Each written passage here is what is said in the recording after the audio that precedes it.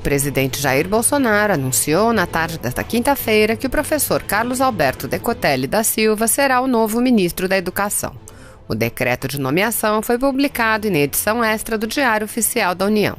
Em uma postagem nas redes sociais, Bolsonaro publicou uma foto ao lado de Decotelli e destacou sua formação acadêmica.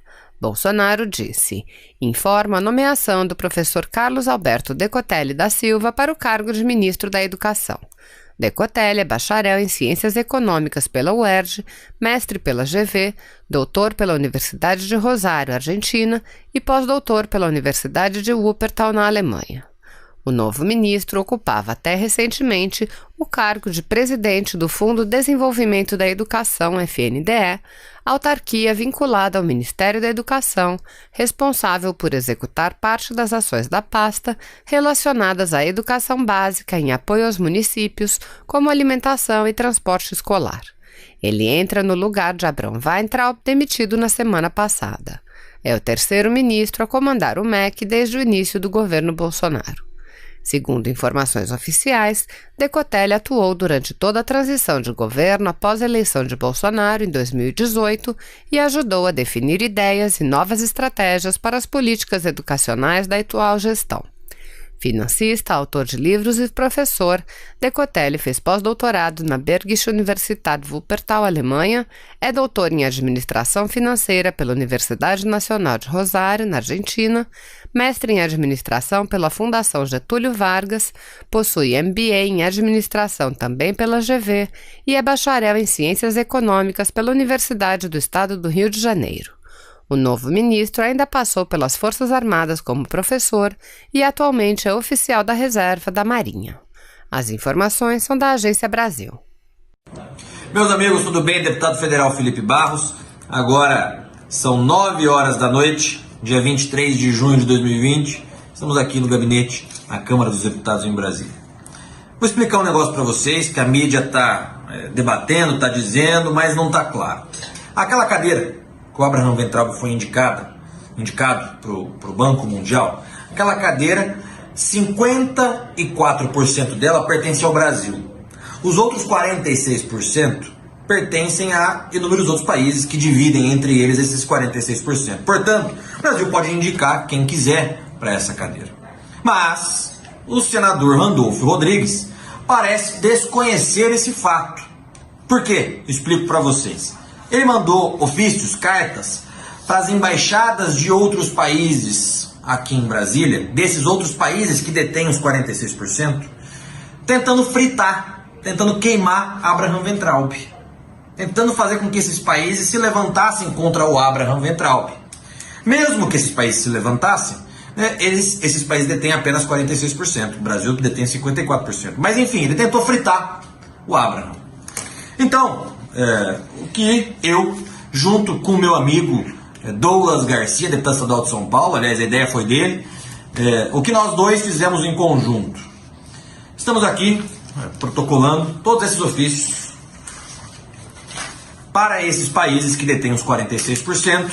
Quais são? Colômbia, Equador, Haiti, Panamá, Trinidade e Tobago, Suriname, Filipinas, República Dominicana, Colômbia, já falei.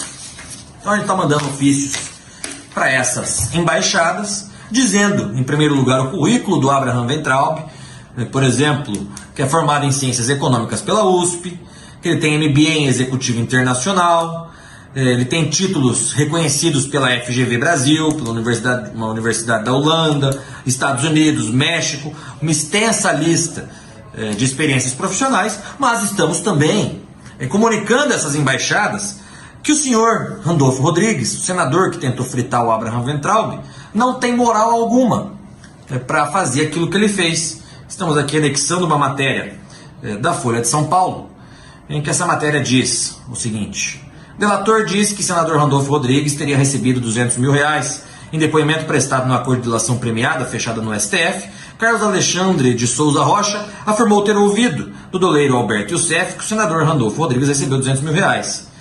Então a gente finaliza esse ofício com a seguinte frase: seu histórico, ou seja, o histórico de Randolfo Rodrigues, é questionável, e em sua conduta não se vislumbra sequer resquícios de ética.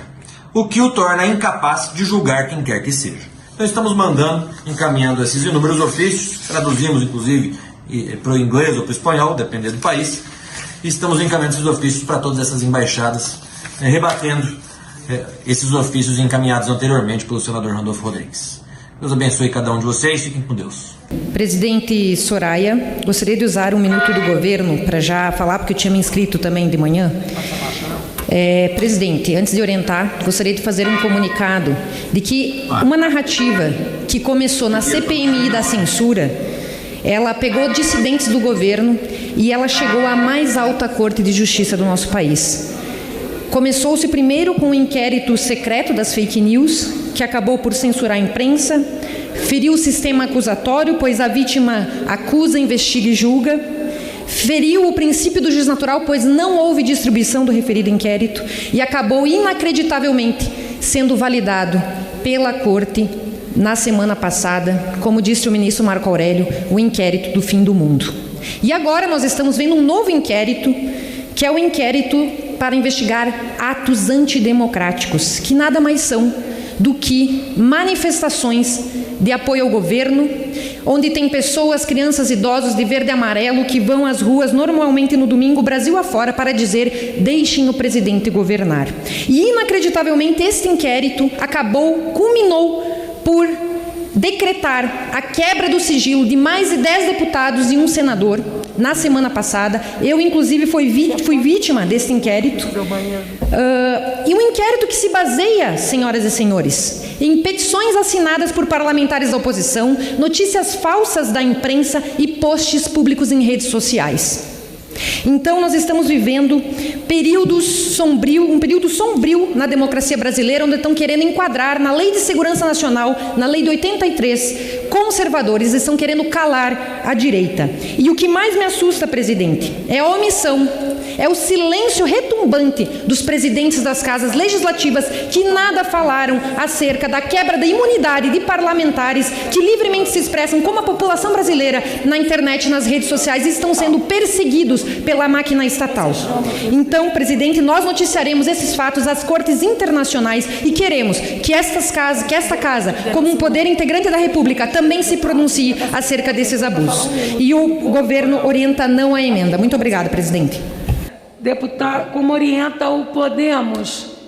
Senhora presidente, eu fui surpreendido pelos sites nacionais, principalmente pela nota do Lauro Jardim.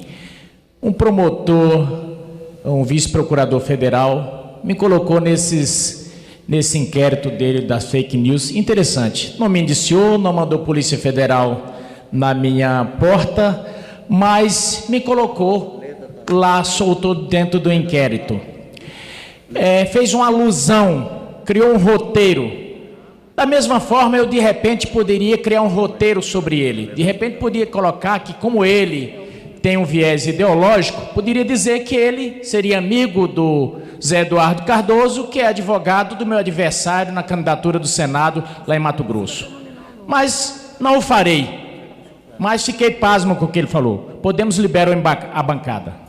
Senhor presidente, é nojento ouvirmos aqui deputados que alegam que não se pode violar a liberdade de expressão, que a liberdade de expressão ela tem um teto que não pode ser ultrapassado, para defender medidas arbitrárias, ilegais, como o próprio inquérito da censura, vulgo fake news, mas, em contrapartida, fazem aqui ataques ao presidente insinuando seu envolvimento com milícias. Isso é a maior hipocrisia que há nesse parlamento e na política. Mas o que pode ser pior do que um inquérito imoral, inconstitucional e ilegal? Ele é inconstitucional, pois fere a ampla defesa e o contraditório e fere o princípio do juiz natural. É ilegal, pois fere o nosso sistema acusatório, que tem as fases muito bem definidas da persecução penal, onde há a produção de provas, coleta de provas, feita pela Polícia Judiciária, que envia para o Ministério Público e, a partir daí, para a segunda fase, que é a fase de julgamento, que é feita pelo Judiciário, nesse caso, o STF. Desde o momento em que o Judiciário se imiscui nessa fase, na fase da persecução penal, está violando o nosso sistema acusatório.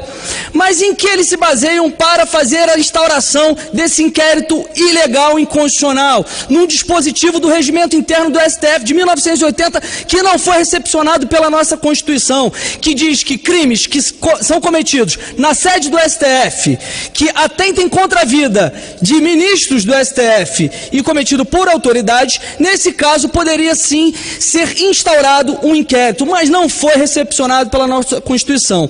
Mas aí vejam só como a narrativa já está criada. Alexandre de Moraes vai para a TV, vai para a decisão do inquérito, da validade do inquérito, para alegar que todo tribunal pode instaurar um inquérito, pode fazer investigações de ofício. Uma tremenda afronta ao Estado Democrático de Direito. Barroso diz que a internet é a extensão da sede do STF. Que contorcionismo lógico para defender arbitrariedades e autoritarismo por parte daquele que deveria ser o guardião da Constituição.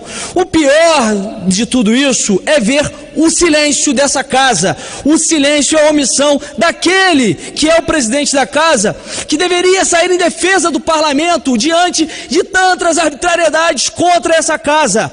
Nem na época do mensalão houve busca e apreensão de deputados, nem na época do mensalão houve quebra de sigilo bancário, e agora querem fazer isso para atacar aqueles que fazem críticas ao STF.